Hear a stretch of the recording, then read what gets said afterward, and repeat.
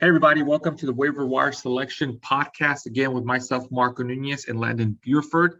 We're going to reintroduce ourselves. Like I said, my name is Marco. I'm a performance athletic trainer. I've been working in the professional setting for the last 23 years. So when it comes to injuries, I'm no stranger to that. So I'm going to be coming more from the perspective of what do these injuries mean as far as when the players are out. I know you hear some of the things on your fantasy apps or anything like that, but I'm kind of give you more a little bit of a rundown as far as what it actually means. So when you're selecting players, you're trying to put them in whether you want to play them this weekend or not. I'll give you a little bit of insight. Landon is a freelance writer. I'm gonna have him introduce himself, and he comes more from what he hears from other writers out there. Landon. Yeah, I'm a entertainment and sports journalist. Like Marco said, I'm a freelancer at the moment. I most of my takes are coming from my own website, landonbuford.com.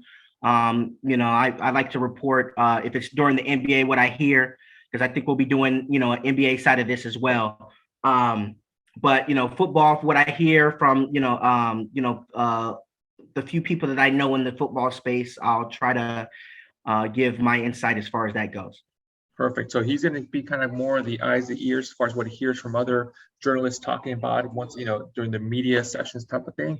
I'm going to give you more of a breakdown what the injuries actually mean. So the way we're going to kind of work this, we're going to go through a list of the injuries to most of the players, or the high profile players, so to speak, then give you a quick rundown of what we recommend as far as some of the waiver wire selections you should grab after because of those injuries, and then probably provide you with one or two key sleepers that nobody's thinking about, or hopefully can help you out during your fantasy.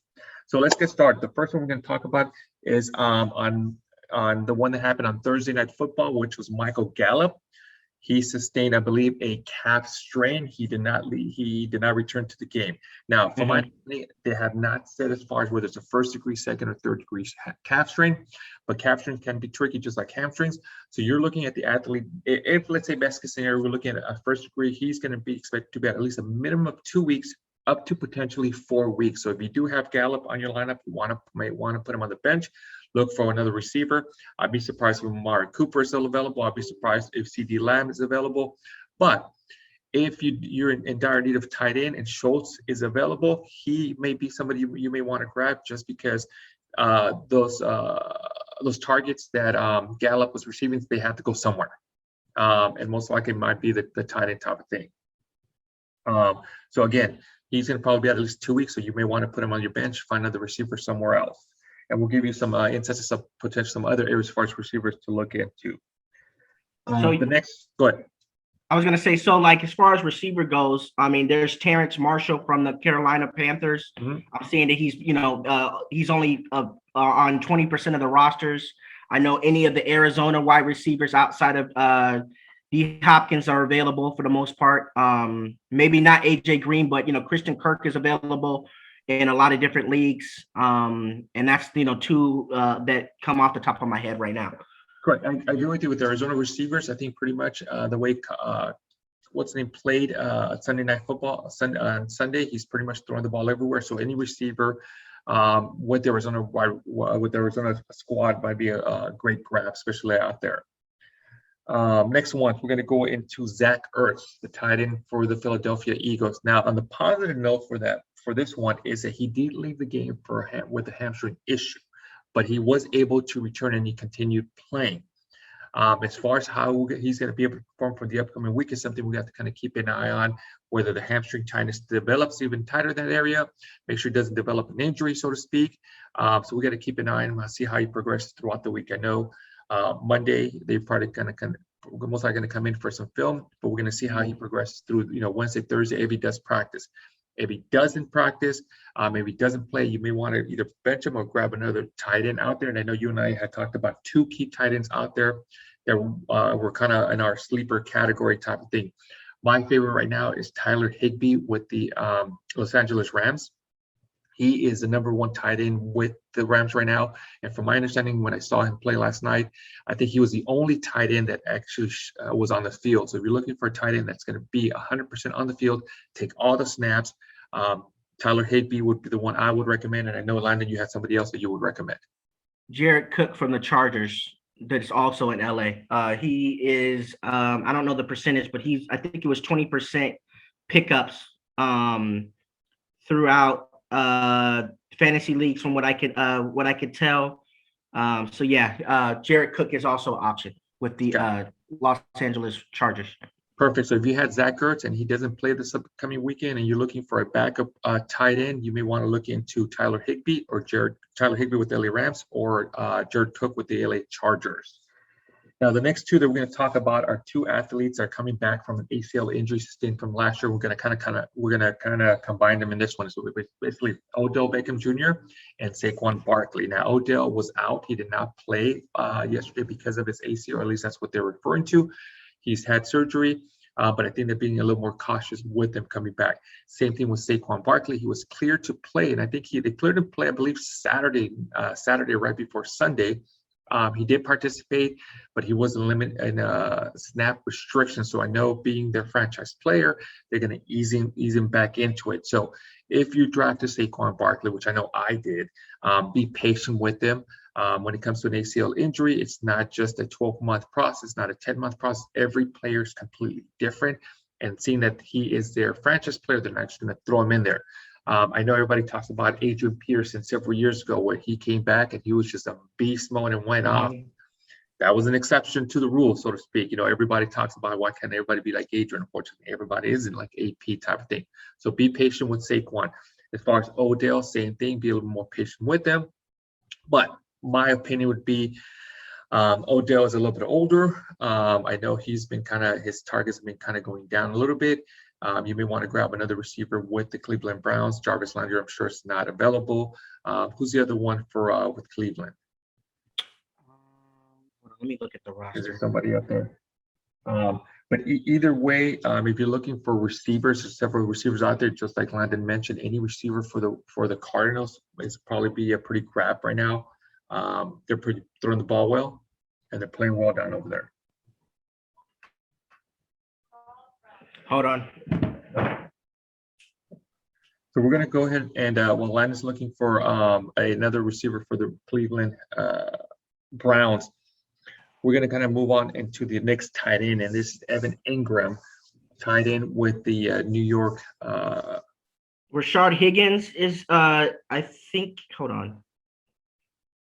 Yes. I want to make sure. Yeah, Rashard Higgins is a wideout for them that might be available. Who else? Obviously, Landry's not available. Yeah. Devin People-Jones. Devin People-Jones is a return specialist, but he's also a wide receiver.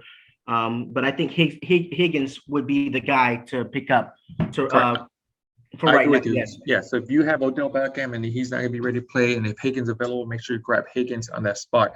Otherwise, like Landon mentioned, try to grab one of the Arizona receivers out there, whether it's Christian Kirk, to try to kind of put him into that slot. Barkley, like I said, I drafted him. I did not play him. You want his expectations to kind of just go easy, kind of calm down. There's no reason to hit the panic button. But eventually he's going to go ahead and progress. Now, the other reason why he had limited restrictions is because they played Sunday and the New York Giants also play this Thursday. Coming back from ACL injuries, those games are too close for him to be able to play. I wouldn't be surprised that on Thursday they may allow him a few more reps. But personally, I think that it's not going to be until week 3 or week 4 where they release the beast, so to speak, where they kind of let him loose. These first 2-3 games are just for him to get his feet wet and ready to go. So expect it maybe week 3, if not definitely week 4, where he's like, you'll see him up with the 20-25 reps touches per game, and then that's when you'll see the actual Saquon Barkley. So be patient at least till week 4. Do not hit the panic button until week 4. So hopefully you can survive until then. And we have later down right now, we have about 2 or 3 sleeper running backs that we highly recommend. But you know what? Why don't we go ahead and touch upon those running backs? So if you are looking for a running back because you have Saquon, go ahead. I would go possibly after James White. Obviously, I know with Belichick, you never know when it comes to running backs, but it seems like James White is always in the mix every year, at least a couple weeks out of the year. So you never know. I would pick him up and stash him. Cardell Patterson is a running back / wide receiver. So if you're looking for a running back or a wide receiver, I mean, you could put him in either slot depending on what your league is. Mm-hmm. Obviously, if he's at a wide receiver, he might get. I mean, a running back, he might get the wide receiver the points, depending on, I think it's PPR, if I'm not mistaken. It's been a minute since I played fantasy, but yeah, you can either slot him in either a running back, wide receiver, or even your flex position if you're looking for an extra piece that might be able to get extra points on a week to week on a sneaky basis. Correct. And the beauty thing about Cordell Patterson, you can put him at the running back slot or the wide receiver spot, so that kind of allows you some of that spot. The other one I would probably highly recommend right now, and he's pretty much available in most leagues, is Elijah Mitchell, running back with the San Francisco 49ers. If you can go ahead and grab him, stash him. Now, I'm sure they're still trying to figure things out with Raheem Mostert. He injured his knee. He was out. Raheem Mostert, I'm a huge fan of him, but unfortunately, the last 2-3 years, he's been a huge injury-prone athlete. He seems to, when he's on the field, he blows it up and goes crazy, but oftentimes he tends to be hurt. But you want to keep also an eye on James Hasty because he might take some of the touches. But Elijah Mitchell would be one of the players you want to grab. Mark Ingram's another one. Mark Ingram being with the Houston Texans, we don't know what's going to happen with them. I mean, it'd be safe for them to run the ball. I think Tyrod Taylor's the quarterback. So, I mean, you have a veteran quarterback there, but I mean, also Mark Ingram is probably going to get a lot of the loads out of the backfield. So Mark Ingram is a sleeper that I would go get, despite him being on a subpar team this year. So right, and I agree with you 100% on the part. I know they have David Johnson, I know they have Philip Lindsay, and I know and Mark Ingram. Philip Lindsay played well yesterday, but I think he lost a fumble, so he probably wants a little bit of doghouse. David Johnson played a few reps, got a few targets. That's about it. But Mark Ingram did majority of the horse work. He had the majority of the touches, had about 70 yards along with the touchdown.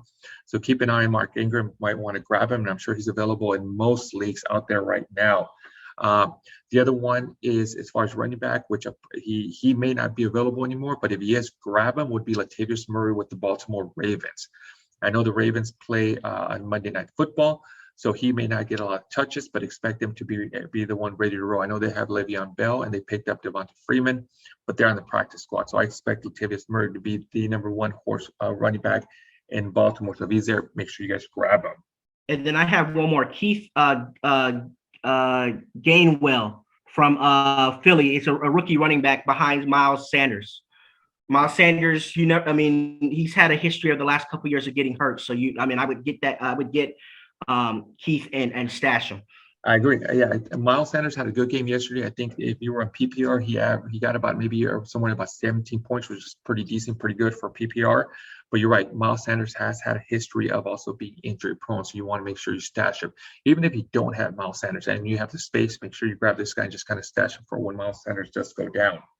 The other running backs that we already talked about Raheem Mostert.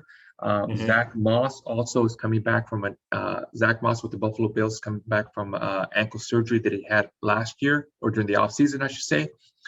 He was a scratch, so he didn't play. So if you can grab who's out there, is it Devin Singletary, the running back, but you want to keep an eye on him? I think so, but I'm not 100%. Hold on. I want to say Devin Singletary is their current running back, but he did not have a great game. He did majority of the workload, but he didn't have much of a great game. So as soon as Zach Who did they play? Because they might have had a good run defense. I forgot I wasn't paying attention on who the Bill. They played the Steelers, and actually, I'm surprised that the Steelers won that game because the last that I saw, they were down. So correct. I'm surprised that Buffalo let them back in the game last night. I think they had a punt block where the defense went in and scored on that part. So I think that kind of took a little bit of win out of their sail, so to speak. But you're right, the Buffalo Bills were expected to win on that one. We talked about Raheem Mostert. Obviously, they haven't really reported as far as what's going on with his knee, but he's had the issues in the past. I think last year and the year before, he had ankle and knee issues coming back from the injuries. And then the last one we're going to be talking about as far as quarterbacks, and we're going to give you a couple of quarterbacks to grab is Ryan Fitzpatrick. Now, Ryan Fitzpatrick sustained what they call the hip subluxation. So go ahead. I was going to say before we go to Ryan Fitzpatrick, you have Singletary, you have Christian Wade, and Matt Breida that used to play with the San Francisco 49ers. And I know when he got on the field, Breida was a beast. Yeah. At a backup. So if I was anybody sitting on the Buffalo Bills, running backs, if Breida's available, I would go get him. Okay. With the Bills. With the Bills, yes. Behind the 49ers, I know Raheem and Bruda last year against, my Seahawks had a big field day on the ground. So if I'm not mistaken, so I would grab Matt Bruda if he's available and stash him. Yeah, and I think he is a solid veteran running back as well, correct? If I'm not Yes. mistaken. Yeah. So he might be somebody they may rely on or lean on in the meantime while Devin Singletary figures things out and see what happens while Zach Moss is coming back from the ankle surgery type of thing. Yep. Yeah. Now, as far as Fitzpatrick, like I mentioned, he was diagnosed with a hip subluxation. Now, what a hip subluxation versus a dislocation is, a subluxation is when the bone comes out of its joint, but then pops right back in. So they get some injury. A dislocation is when it pops out and it completely stays out, so to speak. Now, in order for a joint to come or a bone to come out of the joint, there has to be some kind of injuries or damages, whether to the ligament, the cartilage, or anything of that sort. So I think, from my understanding, is that he's scheduled for an MRI. They're going to see what soft tissue injuries occur, and then that's going to determine whether he's going to be out for a short period of time, for a longer period of time, or potentially for the whole entire season. Meaning, if there's a lot more damage that he requires surgery, then he's out most likely out for the year. And there's a couple ligaments that are sprained and they don't need rehab, they don't need surgery. Still expect him to be out anywhere between 4 to 8 weeks as far as the average time. Now, if everything looks good, the MRI looks great, maybe just a little bit of soreness, a little bit of swelling, nothing major, no major issues, nothing damage in that part, I'd be surprised. You're still probably looking at him a minimum of 2 weeks of being out, and that's best case scenario. Mm-hmm. But most likely expect him up to maybe 4 to 6 weeks out. If there's some issues or damages on there, let's knock on wood. Let's pray for him. Hopefully there's nothing major, because otherwise there is major. He requires surgery. He'll be out. But either way, I wouldn't be surprised if they put him on the IR as soon as with the MRI report. Like I said, with the subluxation, in order for the bone to come out of the joint, some kind of the ligaments have to be stretched.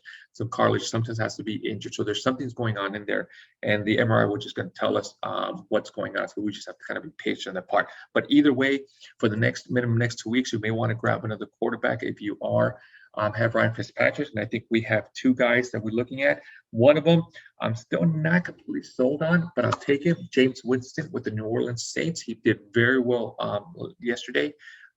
Sunday night, and I think you have a second one, Landon. Sam Darnold with the Panthers. Sam Darnold is it's during his time with the Jets, it wasn't the best of times, but I feel like, for what they flipped for him, obviously, they're invested in, the Panthers are invested in Sam Darnold, because I think they gave up a first round pick or something like that, if I'm not mistaken, for him. So yeah, they're very invested into Sam Darnold. Correct, and I agree with you. And I think the last 2-3 years, the Carolina Panthers have been looking, ever since Cam Newton left, or ever since Cam Newton had like issues and injuries, mm-hmm. They've been looking for a quarterback to kind of take over Cam Newton. I think Sam Arnold is going to be their guy, and that's why they invested on him. They spent a first-round draft pick for him, so they're going to put time into it. Now, there's another guy that you mentioned, but he may not be quite available and not in many leagues. But if he is, grab him. Who's the other guy that you had mentioned to me earlier? Matt Stafford, and I have another one. Teddy Bridgewater, who did very well yesterday with the Denver Broncos. If he's still available, I know a lot of people have written Teddy off.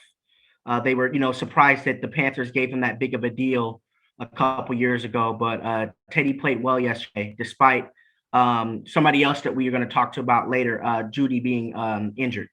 Correct. Yeah. So so you have it. If you have Ryan Fitzpatrick, you need a quarterback. Make sure you either grab James Winston, grab Sam Darnold. Matthew Stafford, probably the first person I grab. If he's available, I'll be surprised. But if he is, grab him right away. And then Teddy Bridgewater.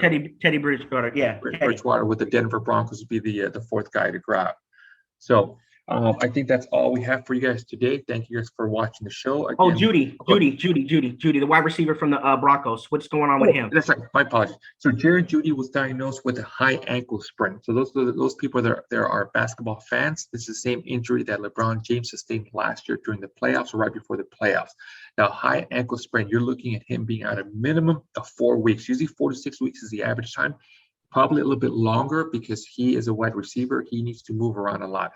If you go look back at the same injury, that Christian McCaffrey sustained last year when he had that high ankle sprain, and he was out for almost 8 weeks type of thing. So don't be surprised if he's out for longer, about average of 6 weeks. There's a 99% chance they're going to put him on IR anyways, because he's going to be longer out for more than 3 to 4 games. So expect Jerry Jeudy to be on IR. Make sure you grab another receiver. Like we mentioned, we talked about a few receivers, especially with the Arizona Cardinals receivers. But if you have a slot in your app that allows you to provide a player to IR, Jerry Jeudy's going to be the guy you're going to have to put him in there. Don't waive him, assuming that he doesn't require surgery. Keep him because he will return in about maybe 6 to 8 weeks. And he'll be around. It sounds like he'll be around for maybe right before your fantasy playoffs start. Is what it sounds like. Correct. So keep him, grab him, stash him at least for the next 6 to 8 weeks, and then have him ready to be back. Again, as long as he doesn't require surgery. If there's some kind of surgery required, it may be a little bit longer, but we'll keep an eye on that for you guys. Yes, sir. Yes, sir. All right. Thank you, everybody, for listening. Again, my name is Mark Nunez, Performance Athletic Trainer. You can find me on Instagram at Marco A. Nunez17. If you have any questions, and this is Landon. You can. I'm a freelance entertainment journalist. You can find me at Landon Buford on Instagram and Twitter at Landon Buford, LandonBuford at Twitter, at Instagram. So this is another episode of the Waiver Wire Selection, where we try to help you guys decide who you're going to pick up for the Waiver Wire Selection on Tuesday mornings or Tuesday afternoons, evenings. Coming from you guys as far as providing you information of what some of these injuries mean and what they actually kind of suspect, and also from Landon, from kind of the eyes and ears as far as for the media, what he sees and hears in the media room, talking and athletes and other reporters, other journalists, so to speak. So we're going to release this every Tuesday. Hope you guys enjoyed it. If you guys have any questions, or if there's any issues you guys have regarding any players that are as far as the waiver selection, I know some leagues do waiver selections on Thursday as well. Feel free to DM myself or Landon on those on our Instagram accounts. Other than that, that's all we got for you guys. Thank you guys very much. Hope you guys hear us next week also on Tuesday. Thanks a lot.